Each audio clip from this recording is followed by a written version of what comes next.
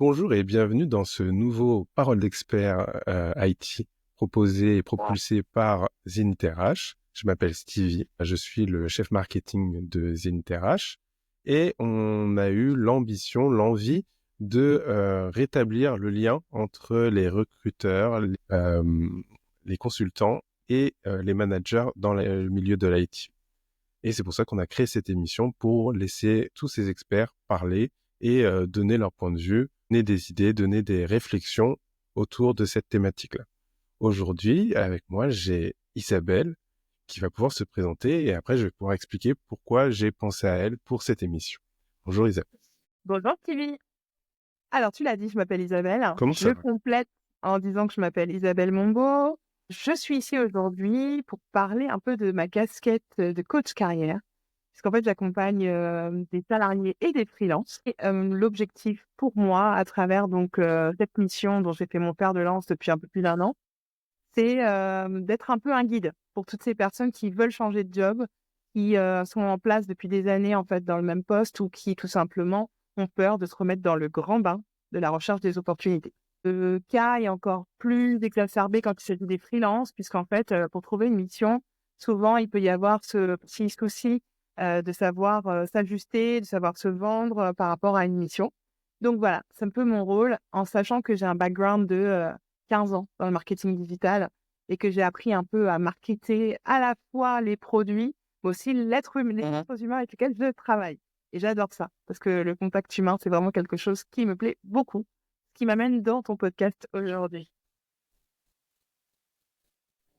Ouais. J'ai presque rien d'autre à dire. Exactement. C'est pour ça, en fait, j'ai pensé à toi.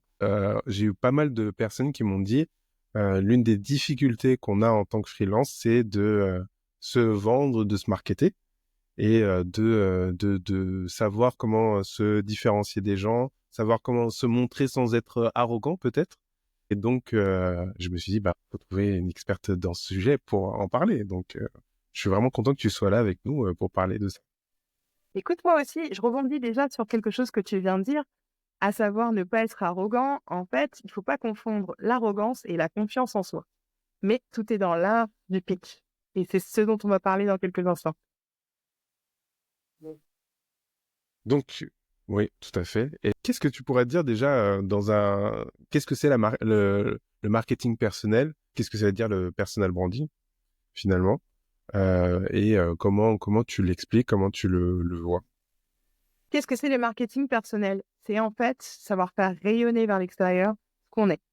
C'est considérer qu'on est une marque au même titre que quand on achète, on a tous des marques préférées auxquelles on se réfère.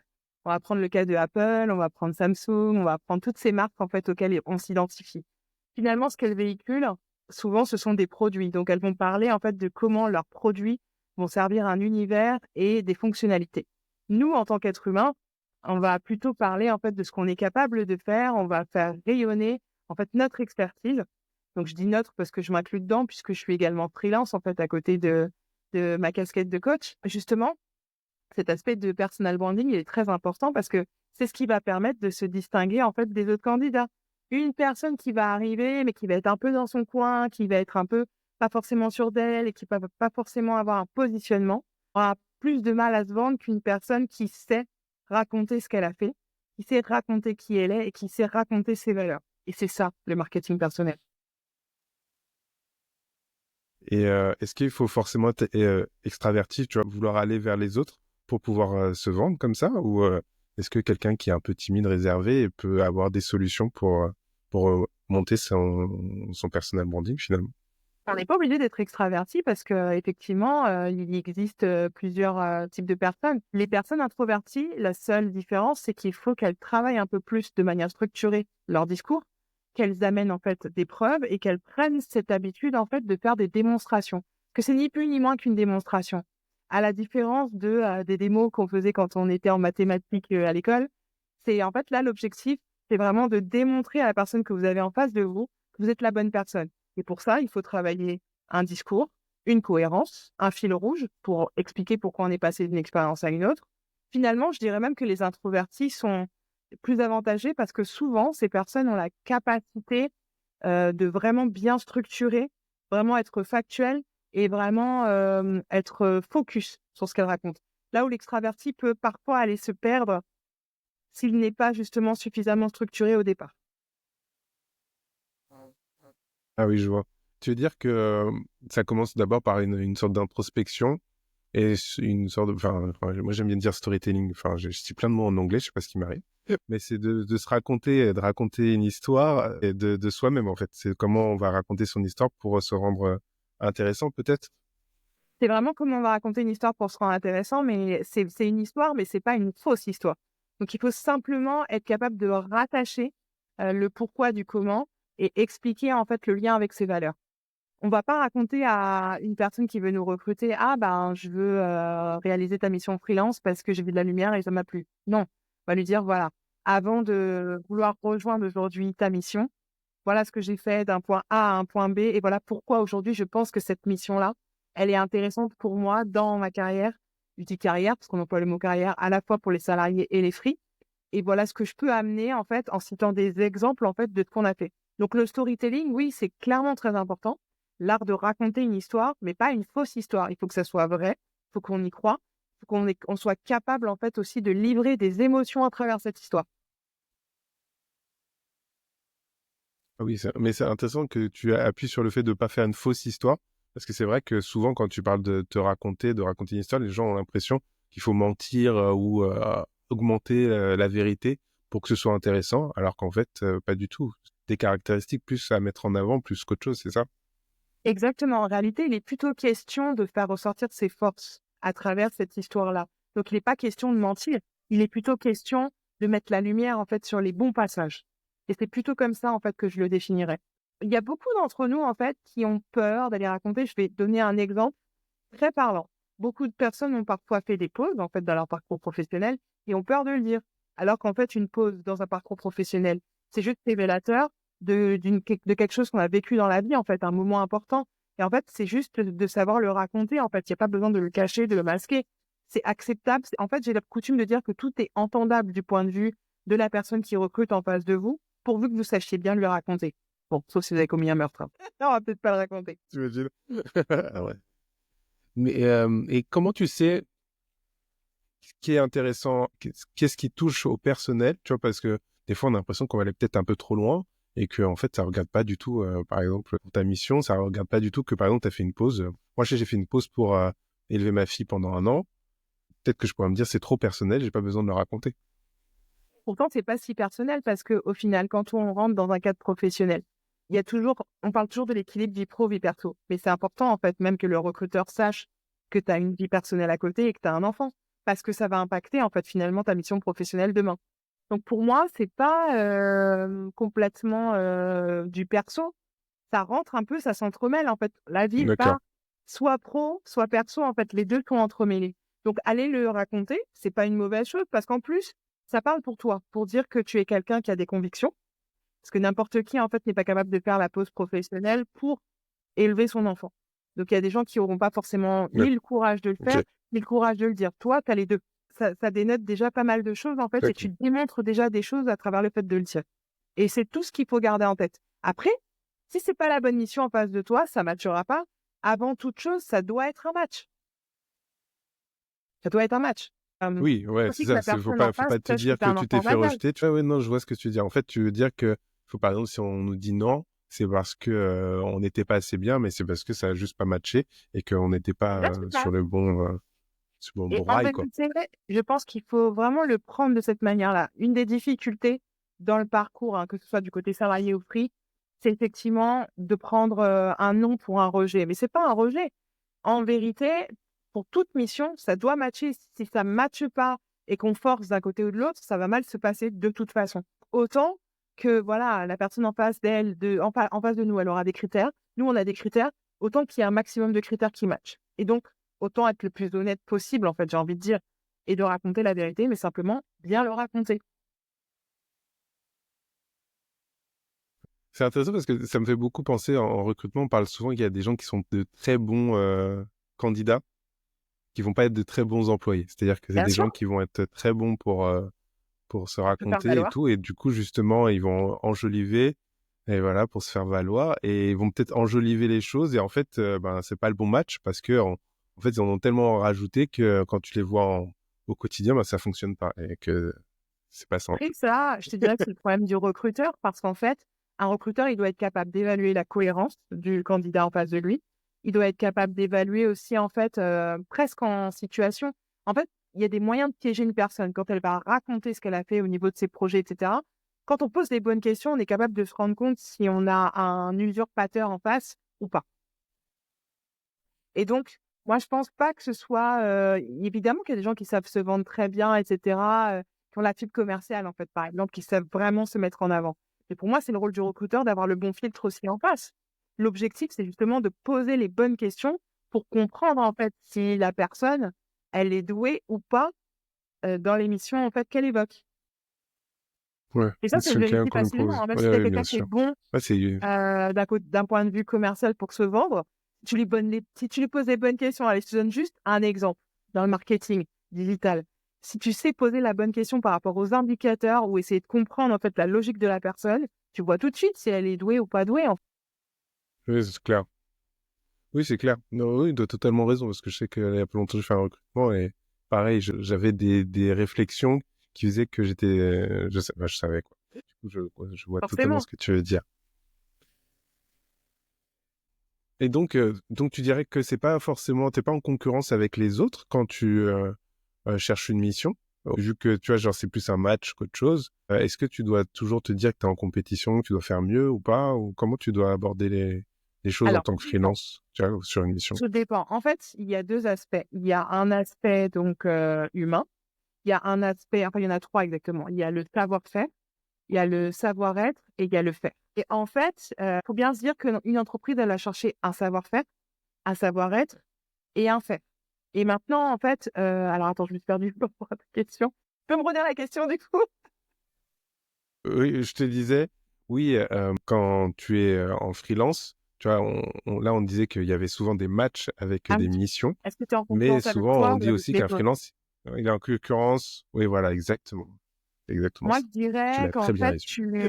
tu vas être en concurrence avec les autres sur un savoir-faire, parce qu'on parle d'expérience, on parle de métier pur. Mais par contre, sur le savoir-être et sur le faire, tu vas pas vraiment être en concurrence avec les autres parce que chaque individu est unique. Donc, en fait, l'idée, c'est d'avoir le meilleur match possible, justement, entre ces trois-là, pour que, en fait, tu deviennes juste le choix logique et raisonnable du recruteur en face. Mais pour ça, effectivement, comme je l'ai dit tout au début, il faut que ça matche. C'est-à-dire que toi aussi, tu dois creuser en fait dans l'autre sens par rapport à la mission pour comprendre en fait ce qui est attendu de la personne et pas que le savoir-faire.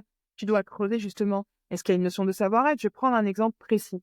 Quand on travaille dans la banque ou quand on travaille dans des secteurs qui sont extrêmement politiques, tu vois, typiquement, tu vas avoir cette notion de politique qui est très importante. Donc le freelance va arriver, il aura sa notion de savoir-faire, mais il y a une notion de savoir-être derrière. Et comment se comporter parce que il est représentant du service dans lequel il va travailler sa mission. Je Je te laisse disais à parler. l'instant donc que voilà, en fait, il y a le savoir faire, le faire, le savoir-faire et le savoir-être. Et que par exemple, quand on accepte une mission dans une banque, bah, il n'y a pas que la notion de savoir-faire qui compte. Pardon. Il va y avoir la notion de savoir-être, puisque c'est un événement, un environnement qui est extrêmement politique. En fait, on travaille Bon, dans un service, on est au service d'une BU, enfin une business unit, souvent. Et en fait, il y a ce côté où en fait, on va côtoyer quand même des gens autour de nous. Et donc, il faut coller au code en fait de l'entreprise. C'est d'ailleurs pour ça qu'il y a beaucoup de freaks qui veulent plutôt être en remote pour échapper justement à ce côté un peu devoir coller ouais, au moule en ouais, fait c'est vrai. de l'entreprise. Et comment tu détectes ça dans une annonce, du coup, dans un poste? Parce que, en vrai, souvent, on parle beaucoup, je sais qu'on met souvent les compétences en avant, mais après, pour le savoir-être, je trouve que c'est souvent très policé et qu'on voit souvent les mêmes choses, tu vois, c'est genre être rigoureux, travailler d'équipe, tu vois, et c'est toujours un peu les mêmes choses qu'on voit. Et comment un freelance pourrait détecter ce qu'il faut vraiment? Tu vas pas trop le détecter dans l'annonce, je pense, sauf si dans l'annonce ils reprennent en fait toute cette partie dédiée à présenter le côté marque employeur en fait de la structure. Donc par exemple, ils mettent un pavé en fait au début où ils expliquent un peu quelle est la structure, comment ils travaillent, etc. Mais évidemment, ils vont pas te dire en fait on est extrêmement politique, etc. Donc c'est plus soit par une connaissance que tu as déjà en fait du milieu ou du secteur, soit même par exemple en prenant contact avec des personnes qui travaillent dans ce secteur en fait pour leur demander tout simplement. Moi, je crois dans la vie, il faut pas hésiter en fait même à aller poser des questions dans son réseau. Tu veux postuler, je prends un exemple, hein, tu veux postuler dans une mission qui est à la SG, bah tu regardes si dans ton réseau il y a des gens qui travaillent à la SG et tu leur poses la question en fait de but en blanc. Je veux dire, on a tous ce besoin de travailler, que ce soit côté salarié ou que ce soit côté free. Donc les gens sont à même de comprendre en fait la démarche. Oui, ouais, t'as raison. Et en plus, alors moi je parle d'un point de vue recruteur. Moi j'aime beaucoup quand le candidat il me pose directement les questions pour Et en savoir plus sur le poste et justement me poser comment ça se passait avant avec la personne précédente. Moi je parle d'incidents critiques. S'il y a eu des incidents critiques positifs mais négatifs, tu vois, de me dire que je puisse lui raconter pour lui dire. Après des fois les gens osent pas. Tu vois, c'est mais souvent je trouve ça hyper le intéressant. problème, c'est que les gens osent pas parce que ils se sentent jugés, ils se sentent dans une position où ils doivent absolument en fait être lisses. Et pourtant, c'est pas ce qu'on cherche en fait chez un candidat. On cherche pas le côté lisse. Et je pense qu'il est temps que justement, alors que ce soit en free ou que ce soit en salarié, les gens prennent conscience de ça. Et nous, en plus, dans les métiers qu'on exerce, on a la chance, en fait, d'avoir le choix. Mm. Oui, oui, c'est vrai. Bah oui. Et donc, dans l'autre sens, effectivement, les boîtes, elles ont le choix, mais nous aussi, on a le choix. Donc, ça doit être un match. Et on ne doit pas être là à se vendre absolument pour coller, etc. Non, on est là pour que, à un moment donné, notre savoir-faire, notre savoir-être et notre faire, ils collent, en fait, à la mission en face. Et si ça colle, tout le monde a gagné. Ouais, totalement. Je suis totalement d'accord avec toi.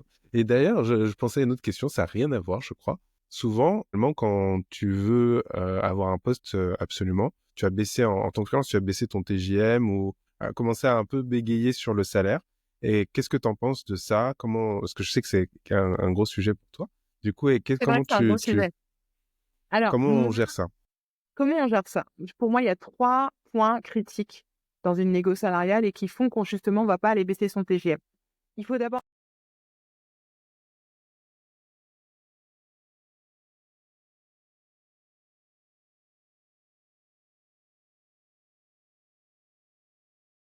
Oui, moi, ça enregistre toujours. Je t'entends toujours. Parfait. donc je disais, il faut être conscient de sa vraie valeur sur le marché. Comment en être conscient? Et justement, tu as parlé d'introspection en fait tout au début de notre échange. L'introspection elle est très importante pour 2 raisons. Aller recenser tout ce qu'on a fait et détecter du coup les compétences qui sont en face de tout ce qu'on a pu faire dans sa carrière professionnelle.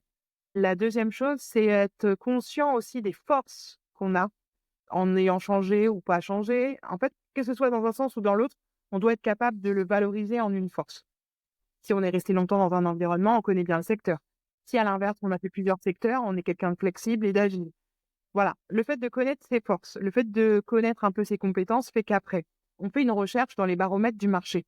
Alors, il y a des baromètres, en fait, qui existent et côté salarié et côté free. Malte en a fait un qui est très, très bien, en fait, sur plein de types de compétences et qui te donne à peu près en fonction de ton expérience, les stacks, par exemple, si on est dans le côté informatique, à combien tu peux te vendre en termes de TJM.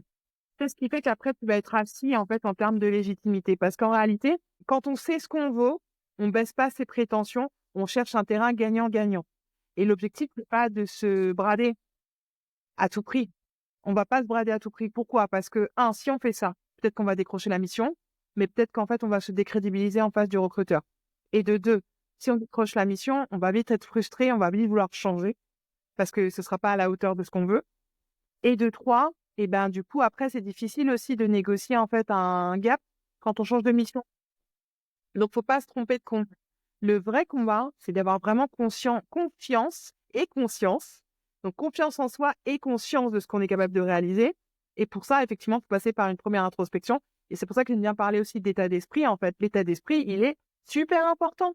On n'arrive pas à un entretien, et surtout en free, en se disant, je suis acculé, il me faut absolument ce truc, il me faut absolument ce truc. Ouais. Non, il faut arriver vraiment dans un mood où, OK, mais on est vraiment au même niveau en fait, et on est là pour échanger, et on est là pour que, enfin, je pars gagnant. Moi, je suis là pour obtenir le truc, mais pas à Ouais. n'importe quel prix.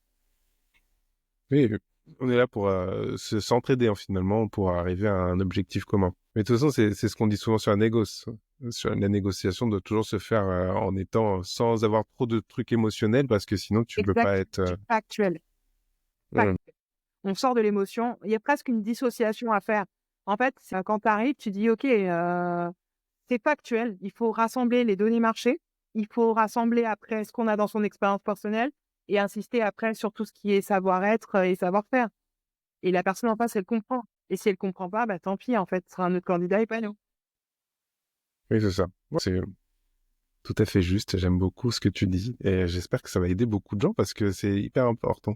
Et j'avais cette parce que tu as dit que cette introspection, il faut la faire au début. Mais si tu as déjà commencé à travailler, tu as déjà eu un TGM peut-être bas parce que tu t'es bradé, comment tu fais ensuite pour essayer de remonter Est-ce que c'est dire que tu dois cacher tes autres TGM en disant C'est pas comment ça. tu... Mais par contre, tu peux le justifier en disant, voilà, et même si c'est pas vrai, là, pour le coup, là, on peut broder. Tu peux dire, j'ai acquis une compétence en cours de route et celle-là, elle vaut beaucoup. Ok.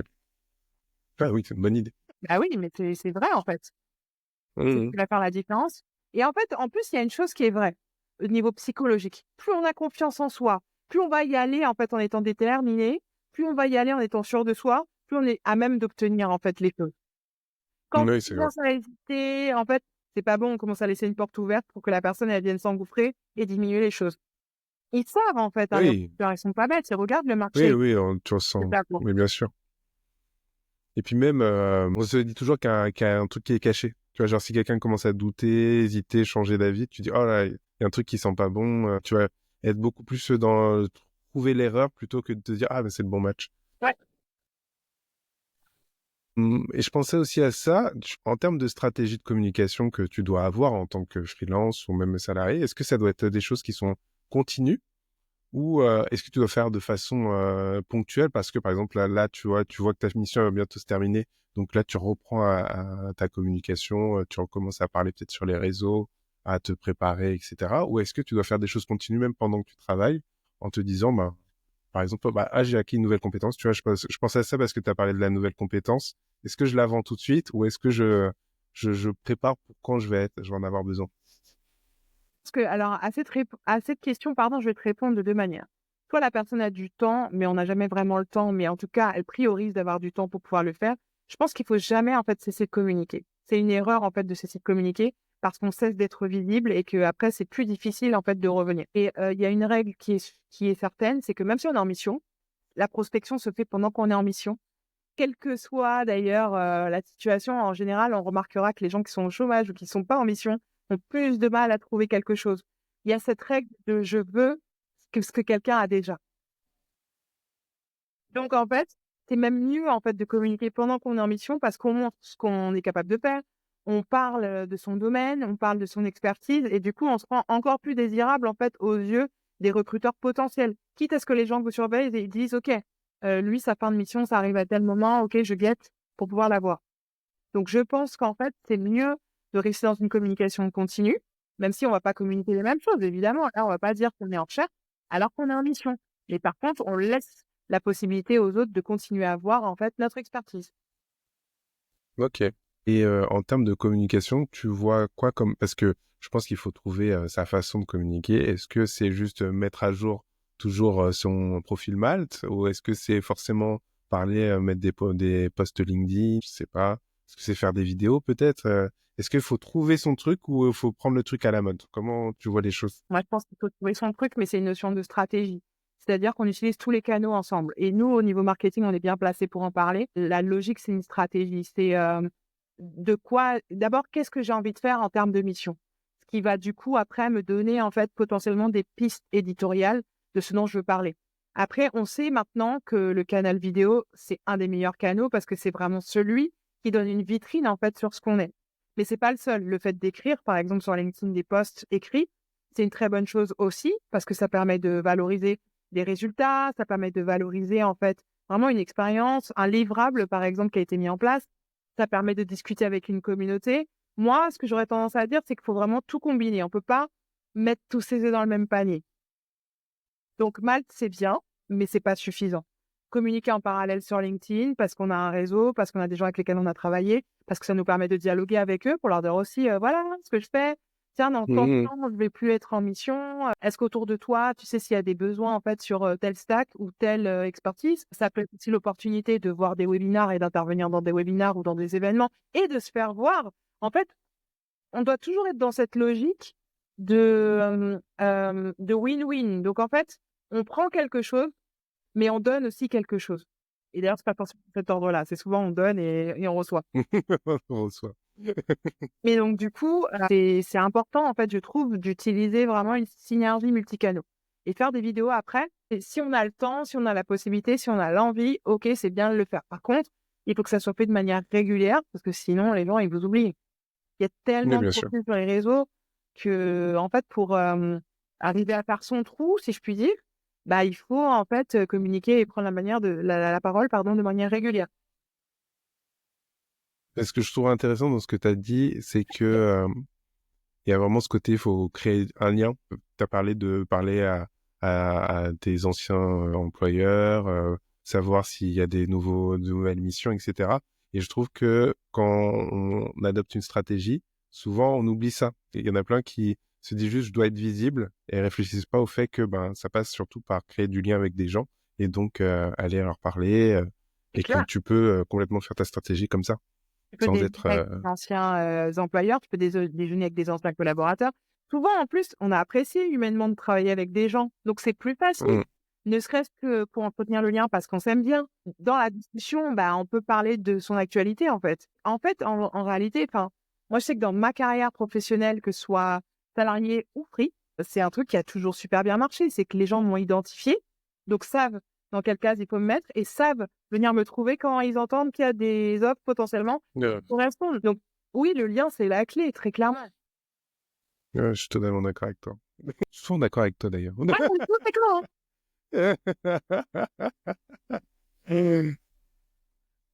On a parlé des soft skills et je pense que c'est un truc qui fait beaucoup peur aux gens parce que on a l'impression que c'est quelque chose qui est figé, qui est attaché à nous. Est-ce que tu penses que c'est des choses qu'on peut développer, travailler et comment tu vois les choses sur ouais, les compétences soft skills comment tu vois ça? Les soft skills, c'est comme nous, ça évolue tout au long de la vie. On n'est pas la même personne à 20, à 30, à 40. Et les soft skills, justement, ça évolue vraiment avec nous. De 20 à 30, souvent, on va être des personnes qui cherchent dans quoi elles sont douées, qui vont tester. À partir de 30 ans à 40 ans, on utilise en fait ce qu'on a appris entre 20 et 30. Et je dirais qu'à partir de 40, on commence à être posé. On n'arrête jamais d'apprendre, attention.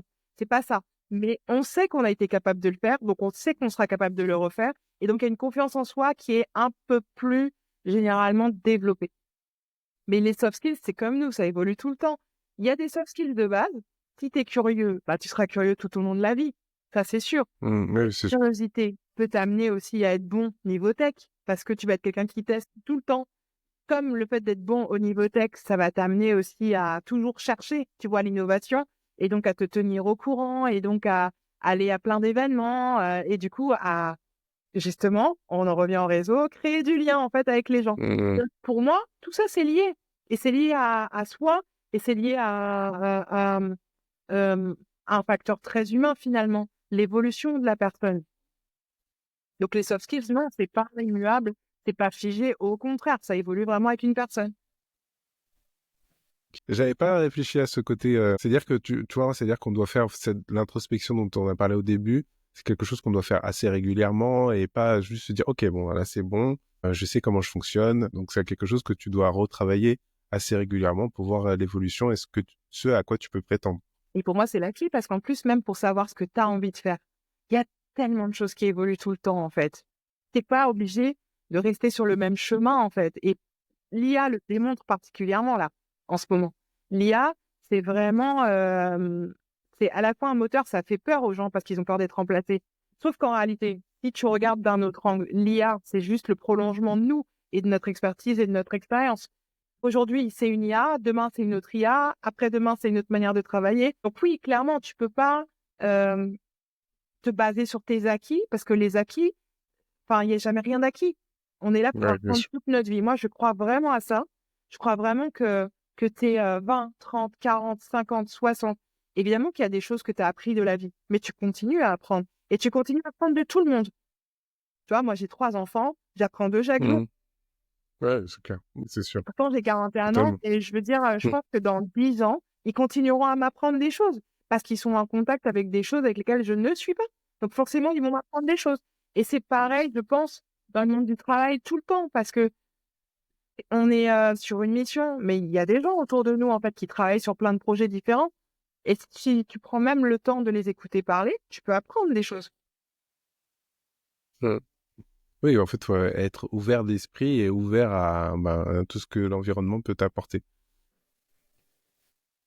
J'avais une question, je passe du coq à l'âne aujourd'hui. J'ai un fil conducteur, mais je passe du coq à l'âne.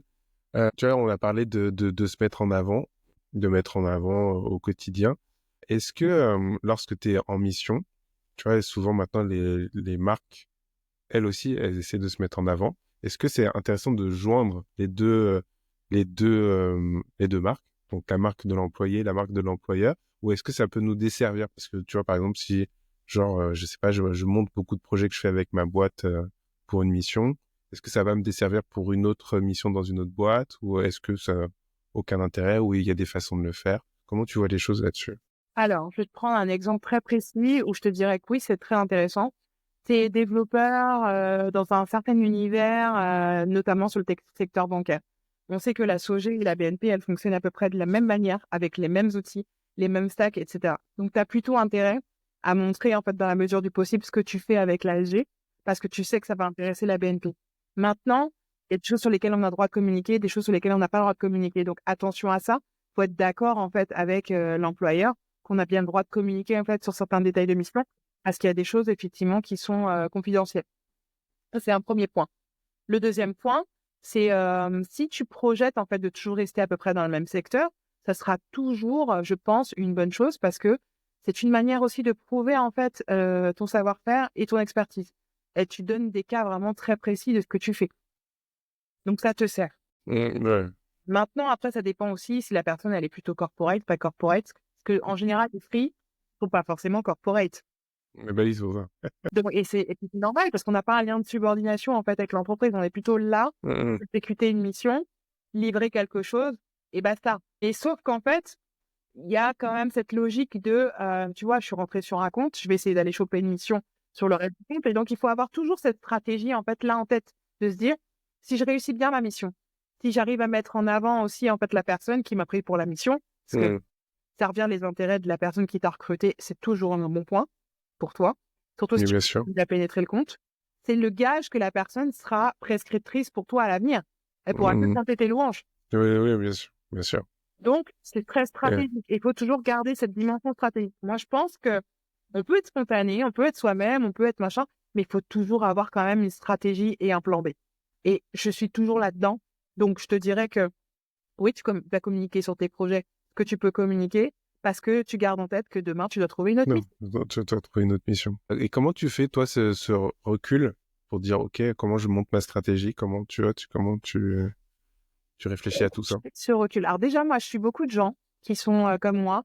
Par exemple, moi, je suis freelance sur la partie SEO et content management. Première chose que je fais, c'est je regarde en fait ce que font mes concurrents. Et ça, très clairement, tu vois en fait ce qui marche et ce qui marche pas pour les concurrents.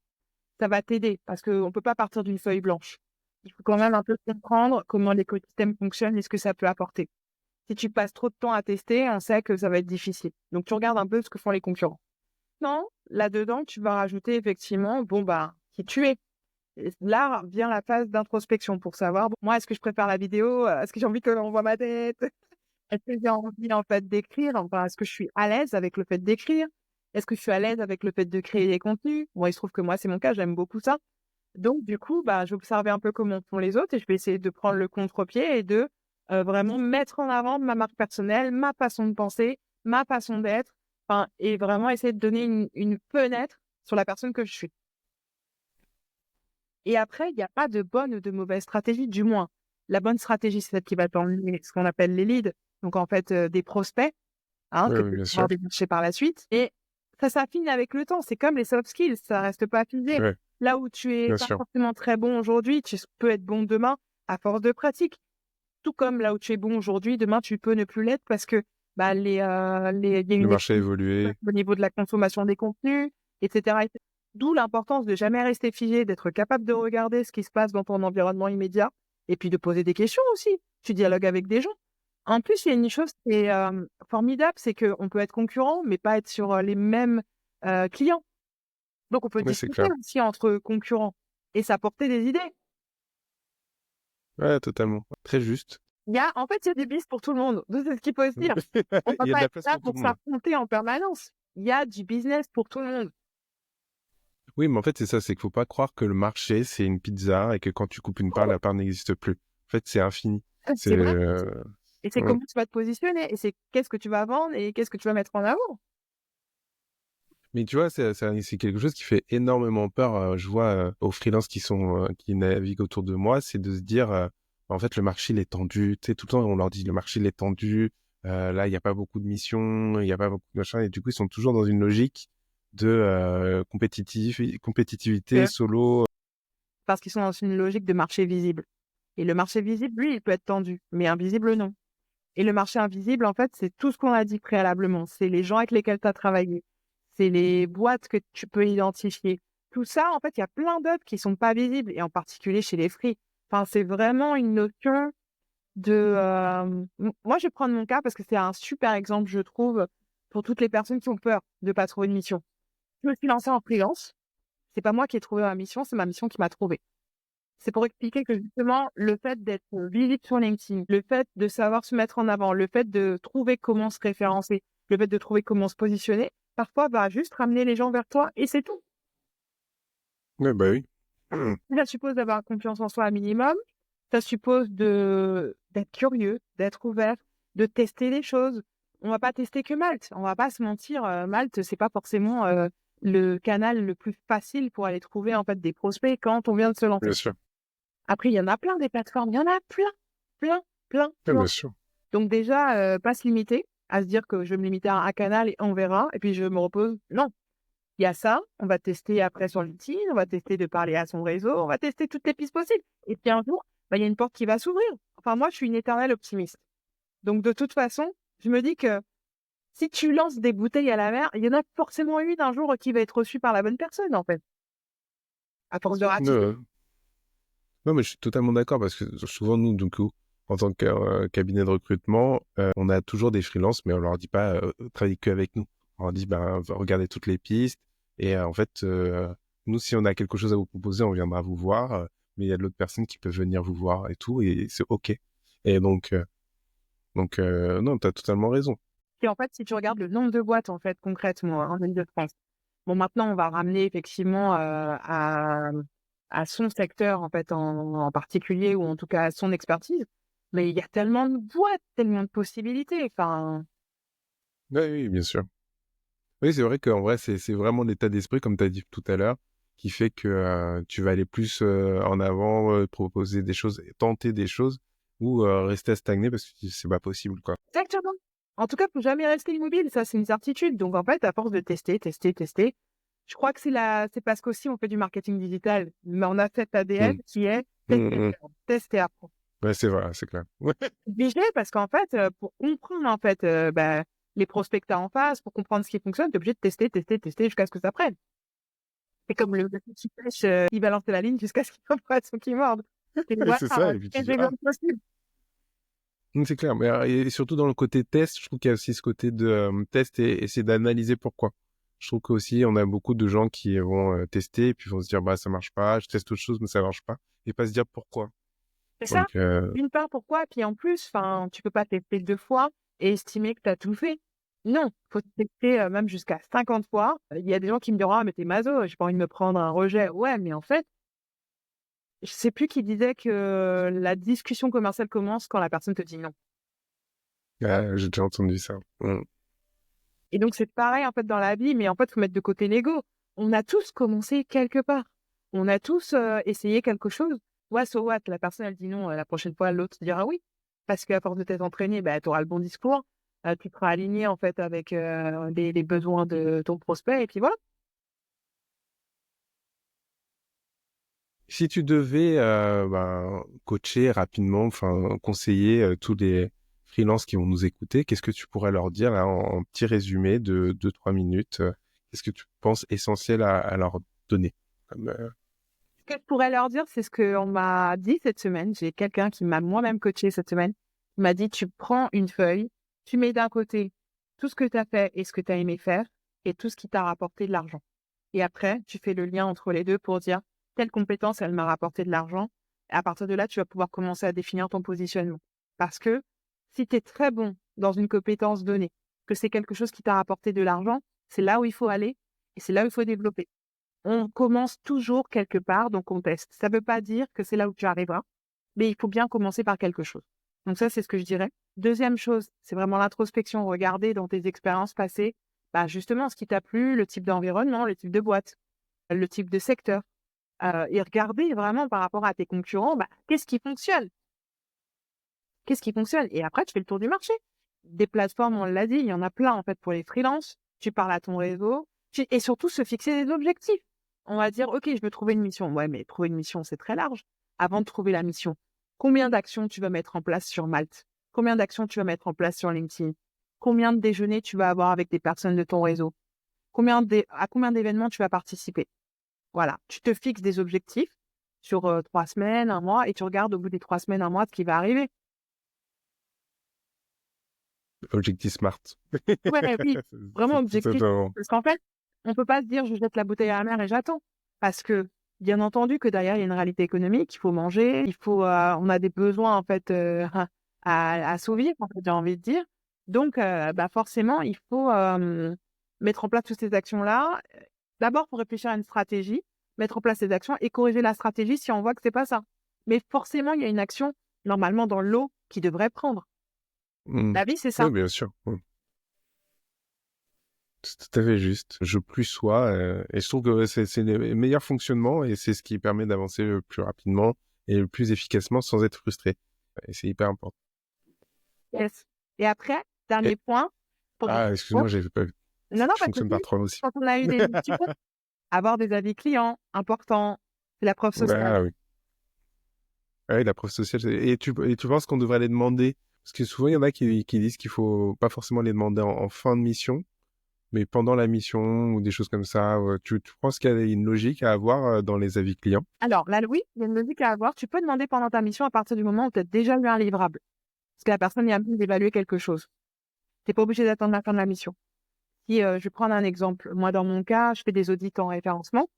Donc, je peux très bien demander à mon client, voilà, par rapport au nombre d'audits que j'ai fait et ce qu'on a pu faire comme reco et ce qui a été appliqué, en fait, et les résultats qu'on a pu avoir. Est-ce que tu peux me faire une recommandation par rapport aux audits que j'ai pu faire, réaliser? Parce qu'on en a réalisé un certain nombre, on est déjà arrivé au bout, on a fait les recommandations, on a vu la portée, en fait, de l'audit. Donc, je peux déjà lui demander une reco. On est obligé d'attendre la fin de la mission. Mais par contre, il faut vraiment qu'il y ait eu un livrable. Tu peux pas demander à quelqu'un de s'exprimer sur le c'est sympa de travailler avec lui au quotidien. Ouais, non. Ok, Après, je sais que dans ma boîte, nous, ce qu'on fait pour les consultants, on a automatisé ça en faisant une sorte de questionnaire de satisfaction. Et du coup, on le fait tous les 3 mois. Tu vois, genre tous les 3 mois, il y a un petit questionnaire de satisfaction qu'on peut transformer justement en recommandation si la personne est vraiment contente ou qu'il y a eu un avancé, etc. Oui, Donc, c'est une très bonne idée. Réaliser, effectivement, c'est une très bonne. est-ce que tu veux renvoyer les gens vers quelque chose, un contenu? Je sais que tu fais des ateliers. Eh ben, écoute, d'abord, leur conseil d'aller s'abonner à moi sur LinkedIn. Et sur LinkedIn, en fait, ils trouveront donc cette notion d'atelier, puisqu'en fait, depuis le début de l'année, j'ai créé 4 ateliers différents. Il y en a 2 qui sont exclusivement pour les salariés et 2 qui sont un peu plus tournés salariés et free. Et les 2 qui sont tournés un peu plus pour les salariés et les free, donc qui correspondent un peu aux free, ça va être tout ce qui est négociation salariale. Alors, c'est pas salarial, là, dans ce cas-là, c'est négociation de TJM, mais c'est la négo, en fait, vraiment purement pour l'argent. Très important. Donc, j'ai un atelier de 2 heures que je commercialise là-dessus pour vraiment donner toutes les clés aux personnes qui en ont besoin. C'est un atelier collectif. On a des clés et à la fin, ils repartent avec un discours préparé. Voilà. Ils repartent vraiment avec un livrable clé en main. Pour moi, c'est important que derrière, ils puissent actionner directement. Et le deuxième, il est plutôt pour la partie CV, parce que il y a quand même cette partie CV quand on va se présenter sur une mission, et c'est pas la même chose quand on est salarié que quand on est freelance. On va pas mettre en avant les mêmes choses. Souvent, quand on est freelance, on veut quelqu'un d'opérationnel tout de suite, donc il faut vraiment mettre l'accent sur les projets qui ont été menés et donner du détail sur ses projets, sur les succès. Ok, ouais. Donc voilà. Et après, sur LinkedIn, ces personnes verront. Je propose aussi des accompagnements qui sont un peu plus sur mesure en fonction de la difficulté de la personne. Parce qu'une personne qui se lance en freelance, elle a besoin de toute cette partie état d'esprit pour l'aider en fait à y voir plus clair, pour l'aider à se positionner sur un marché et pour l'aider après à communiquer en fait auprès de sa cible. Donc ça aussi, je le fais. Donc abonnez-vous. Et vous? Tu as passé un bon moment? Ça va? C'était super. C'était super. Trop Je bien. recommande. Mais d'ailleurs, si tu as des personnes à qui tu penses et qui seraient intéressées pour venir dans ce podcast, n'hésite pas à me le partager et on les fera venir avec grand plaisir. Ça marche. Avec grand plaisir. Merci à toi et merci pour d'avoir écouté cette émission. N'oubliez pas de vous abonner et rendez-vous au prochain épisode. Salut Stevie, merci de m'avoir invité. Et bye. Bye!